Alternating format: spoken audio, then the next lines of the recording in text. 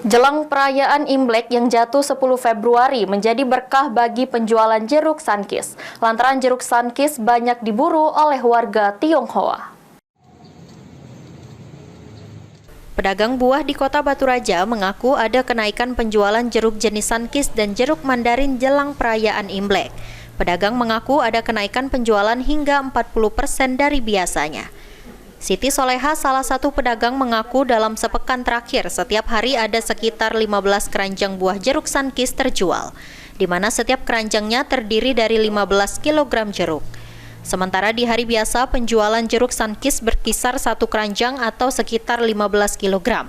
Menurut Siti, untuk stok sendiri cukup banyak sehingga bisa mencukupi kebutuhan Imlek tahun ini. Untuk harga per kilogramnya, menurut pedagang mereka tetap harga normal, tidak ada kenaikan dari sebelumnya, yakni Rp40.000–Rp45.000 per kilogramnya. Untuk saat ini sih alhamdulillah Kak, ini alhamdulillah agak lancar kan, kalau biasanya tidak selanjutnya ini tadi ini udah hampir laku 5 piece dalam satu orang gitu. Satu piece itu berapa banyak? Harganya? Harganya itu 350, isinya kurang lebih 15 kilo Kak, isinya ini 56 buah dalam satu keranjangnya. Sehari laku?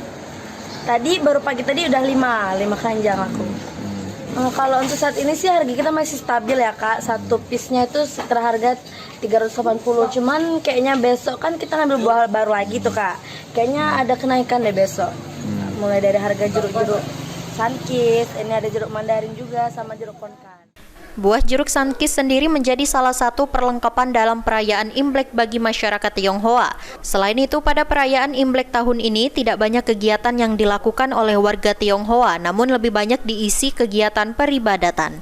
Ari Pranika, PAL TV.